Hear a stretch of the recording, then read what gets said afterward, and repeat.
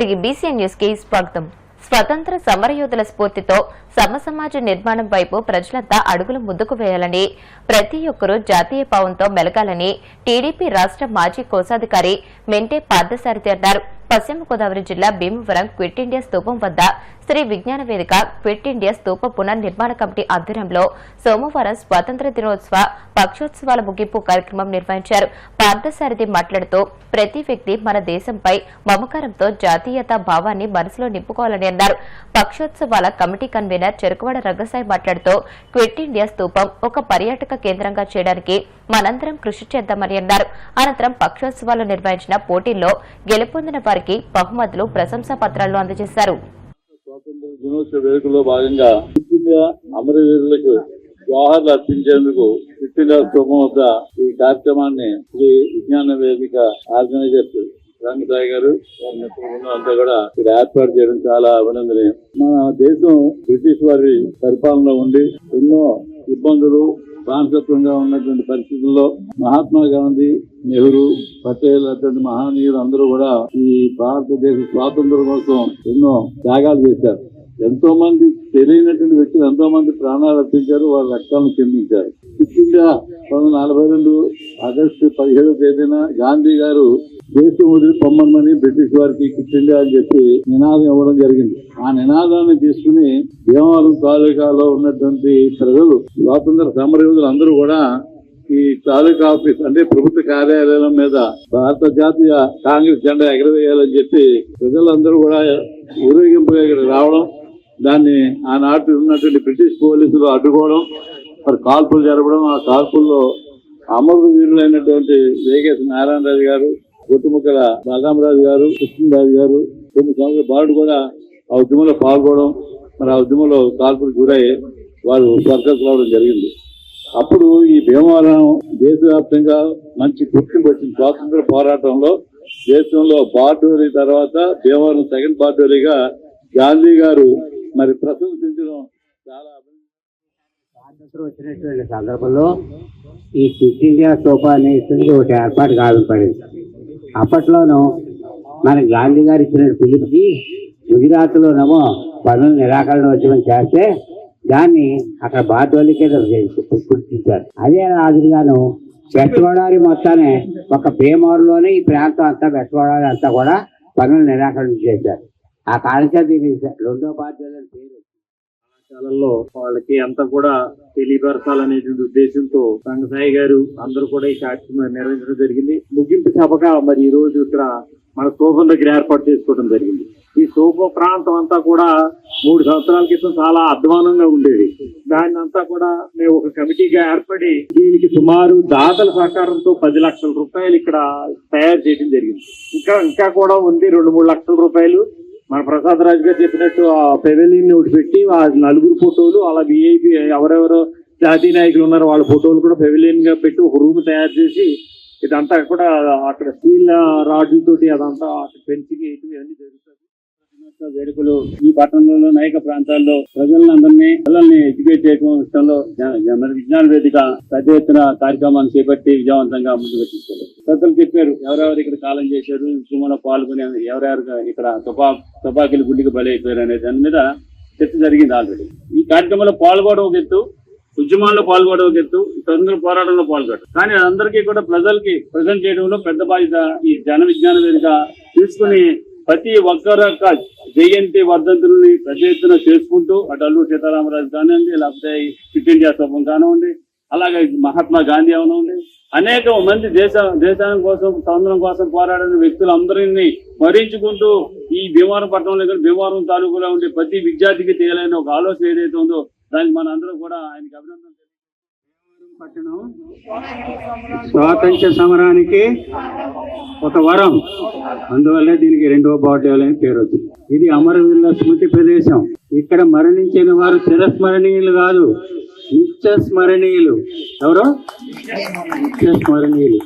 అందువల్ల దీన్ని సుందరంగా ఎవరు వచ్చినా భీమవరంలో ఇది చూసే పరిస్థితి ఏర్పడేటట్టుగా మళ్ళా ఈ రోజుకి ఒక 5-6 మాసాల్లో ఈ అమరవీరుల స్మృతివనాన్ని ఇంకా అత్యంత సుందరంగా మన రాష్ట్రంలోనే అతి ముఖ్యమైనటువంటి ఒక అందమైనటువంటి స్వరాజ్య స్మృతి చిహ్నంగా ఏర్పాటుకు మా మిత్రులందరూ కూడా సహకరించారు.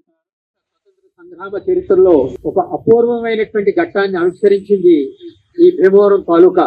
మహాత్మా గాంధీ ఈ దేశానికి స్వతంత్రం తీసుకురావడం కోసం ఆయన 8 రకాలైనటువంటి ఉద్యమాల్ని చేపట్టడం జరిగింది. సహాయ నిరాకరణ ఉద్యమం, ఉప్పు సత్యాగ్రహం, క్విట్ ఇండియా ఉద్యమం, ఖిలాఫత్ ఉద్యమం, ఇలా ఏ ఉద్యమాన్ని చేపట్టినా ఆయన పిలిపిస్తే సబర్మతి ఆశ్రమంలో ఆయన కనుక పిలిపించినట్టయితే అది భీమవరం తాలూకాలో ఒక ప్రకంపనలుగా ఉండేవి. అంతటి మహోద్యమైనటువంటి చరిత్ర కలిగినటువంటిది ఈ యొక్క భీమవరం తాలూకాలో ఉన్నటువంటి ఆనాటి స్వతంత్రోద్యమ పోరాట యోధుల ఫలితాలు.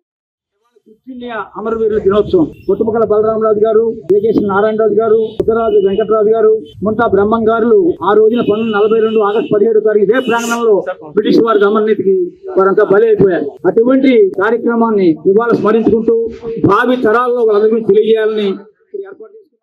భోగాపురం విమానాశ్రయంలో ఈ రోజు నుంచి కమర్షియల్ ఆపరేషన్స్ ప్రారంభించామని కేంద్ర మంత్రి కింజరాపు రామ్మోహన్ నాయుడు తెలియజేశారు. ఈ ఎయిర్పోర్ట్ కు వచ్చిన ప్రయాణికులు చాలా ఉత్సాహంగా ఉన్నారని తెలియజేశారు. విజయనగరంలో రామ్మోహన్ పర్యటించి పలు కార్యక్రమాల్లో పాల్గొన్నారు. ఈ సందర్భంగా ఆయన మీడియాతో మాట్లాడారు.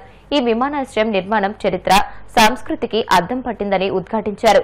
భోగాపురం విమానాశ్రయాన్ని జీఎంఆర్ సంస్థ ప్రాణం పెట్టి నిర్మించిందని పేర్కొన్నారు. విశాఖపట్నంలో ఆపరేషన్స్ ఆపడంతో ఎందరో బాధపడుతున్నారని తెలియజేశారు. కొన్ని మంచి పనులు జరిగినప్పుడు కొంతమేర బాధ కూడా ఉంటుందని చెప్పారు. విశాఖపట్నం ఎయిర్పోర్ట్ ను భవిష్యత్తులో ఎలా వినియోగించాలో ప్లాన్ చేస్తామని వెల్లడించారు. రోజు అంటే ఆగస్టు 17 నుంచి కమర్షియల్ ఫ్లైట్ ఆపరేషన్స్ ని ఈ రోజు నుంచి ప్రారంభించుకుంటున్నాం. చాలా సందడిగా ప్రయాణికుల తాలూకా ఉత్సాహం మధ్యలో ఈ రోజు ఈ కార్యక్రమం జరగడం ఎంతో ఆనందంగా ఉంది. ఫస్ట్ ఫ్లైట్ మనకి హైదరాబాద్ నుంచి ఇండిగో, అలాగే తర్వాత మనకి ఎయిర్ ఇండియా ఎక్స్ప్రెస్ బెంగళూరు నుంచి ఇక్కడ ల్యాండ్ అయిన తర్వాత ప్యాసింజర్స్తో కూడా నేను ఇంటరాక్ట్ అయినప్పుడు వాళ్ళ ఉత్సాహాన్ని నేను చూశాను. అందరూ కూడా ఈ యొక్క ఎయిర్పోర్ట్ని చూసి, ఎయిర్పోర్ట్ తాలూకా అందాన్ని చూసి, ఇక్కడ ఉన్నటువంటి మన సాంప్రదాయాన్ని, మన ఆర్కిటెక్చర్ అన్ని కూడా చూసి ఎంతో మెచ్చుకున్నారు. సో ఎంతో గర్వంగా ఉంది ప్రతి ఒక్కరికి కూడా. అదే ఉద్దేశంతో ఇది కేవలం ఎయిర్పోర్ట్ అనంటే ఒక బిల్డింగ్ లా కాకుండా ఇది మన చరిత్రకు, మన సంపదకు, మన సంస్కృతికి, వాటన్నిటికీ కూడా ఒక ప్రతీకగా ఉండాలి అనే ఆలోచనతో చాలా మనసు పెట్టి ఇది ఒకటి నిర్మించడం జరిగింది. సో అంత అద్భుతంగా ఈరోజు వచ్చినందుకు ఎంతో ఆనందంగా ఉంది. అయితే దీన్ని ఇనాగ్రేట్ చేసిన తర్వాత ఇద్దరు వ్యక్తుల్ని మనం గుర్తు చేసుకోవాలి, ఇద్దరు స్టేక్ హోల్డర్స్ని. అందులో మొట్టమొదటిది దీనికోసం భూమిని త్యాగం చేసినటువంటి రైతులు. ఆ రైతులకి ముందుగా నా తాలూకా ధన్యవాదాలు తెలియజేసుకుంటున్నాను. వాళ్ళు సహకరించడం వల్ల ఇంత అద్భుతమైనటువంటి ఎయిర్పోర్ట్ మన ఉత్తరాంధ్ర ప్రాంతంలో మనం నిర్మించుకున్నాం.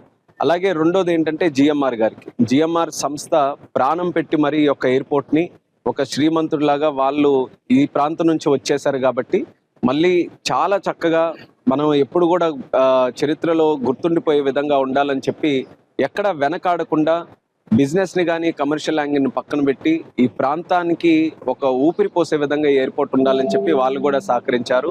సో వాళ్ళందరికీ కూడా నేను అభినందనలు తెలియజేసుకుంటూ ఈరోజు మరొక విషయం మనం గుర్తు చేసుకోవాల్సింది ఏంటంటే మనకి విశాఖపట్నంలో ఉన్నటువంటి ఎయిర్పోర్ట్ అది కూడా సడన్ గా ఆపరేషన్స్ ఆగడం వల్ల ఎంతో మంది బాధపడుతున్నారు. అయితే ఎప్పుడు కూడా ఒకటి కొత్తది చేసేటప్పుడు ఇలాంటి సంఘటనలు మనకి ఎదురవుతూనే ఉంటాయి. ఎన్నో తీపి జ్ఞాపకాలు, మధుర జ్ఞాపకాలు, క్షణాలు ప్రతి ఒక్కరికి కూడా ఉన్నాయి. నాకు కూడా చిన్నప్పటి నుంచి ఆ ఎయిర్పోర్ట్తో ఎంతో మంచి మెమరీస్ అవన్నీ కూడా ఉన్నాయి. వాటన్నిటిని కూడా మనం కాపాడుకుంటూ ముందుకు వెళ్దాం. అయితే నేను ప్రజలకు కూడా నేను చెప్పేది ఏంటంటే ఆ ఎయిర్పోర్ట్ ఇప్పుడు జనరల్ ఏవియేషన్ కింద ప్రైవేట్ ఫ్లైట్స్ అన్ని కూడా ల్యాండ్ అవ్వడానికి ఆ ఇన్ఫ్రాస్ట్రక్చర్ని మనం వినియోగించుకుంటున్నాం. అలాగే ఫ్యూచర్లో కూడా కొన్ని ఆలోచనలు ఉన్నాయి. చంద్రబాబు నాయుడు గారి తాలూకా గైడెన్స్ తీసుకొని ఆ ఎయిర్పోర్ట్ను కూడా భవిష్యత్తులో ఏ రకంగా ముందుకు నడిపించాలనేది దాన్ని కూడా ఒక ఆలోచన చేసుకొని అక్కడ కూడా ఇన్ఫ్రాస్ట్రక్చర్ డెవలప్మెంట్కి నా వంతుగా ఒక ప్లానింగ్తో ముందుకు వెళ్తానని కూడా ఈ సందర్భంగా తెలియజేసుకుంటున్నాను. అలాగే దీనికి సంబంధించి కనెక్టివిటీ ఇదొకటి అన్నిసార్లు కూడా మనం చర్చిస్తూ ఉన్నాం దీనికి కనెక్టివిటీ ఎలా అని. అయితే విశాఖపట్నం నుంచి ఇక్కడికి రావడానికి మనకు ప్రధానంగా ఉన్న హైవే మార్గాల్లో కొన్ని వెడల్పు చేయడం జరిగింది. ఒక 7 రోడ్స్ మనం తీసుకొని మేజర్గా మనకి సింహాచలం నుంచి వస్తున్నటువంటి సొంట్యాం రోడ్ని అలాగే కొన్ని పాయింట్స్ని మనం అభివృద్ధి చేయడం జరిగింది. వాటితో పాటు బీచ్ కారిడార్ను కూడా మనం శాంక్షన్ చేసుకున్నాం. అతి త్వరలో ఆ పనులు కూడా మొదలుపెట్టి అది కానీ మనకైతే బీచ్ మార్గంలోనే మనం విశాఖపట్నం నుంచి ఎయిర్పోర్ట్ వరకు వచ్చే అవకాశం ఉంటుంది. సో ఇలా డిఫరెంట్ కనెక్టివిటీ పాయింట్స్ను కూడా అభివృద్ధి చేసుకుంటూ ముందుకు వెళ్తున్నాం. కొన్ని రోజులు అలవాటు అయినంత వరకు కూడా కొంత ఇబ్బంది ఉండొచ్చు, కానీ ప్రతి ఒక్కరిలో కూడా ఇక్కడికి విచ్చేసిన తర్వాత ఈ అద్భుతమైన ఎయిర్పోర్ట్ చూసిన తర్వాత ఎంతో గర్వంగా ప్రతి ఒక్కరు కూడా ఫీల్ అవుతున్నారు. అది చాలా ఆనందంగా ఉంది. ఉత్తరాంధ్ర గతంలో ఎప్పుడు కూడా మనం మాట్లాడుకుంటే ఇది వెనకబడినటువంటి ప్రాంతంగా చిత్రీకరించేవారు.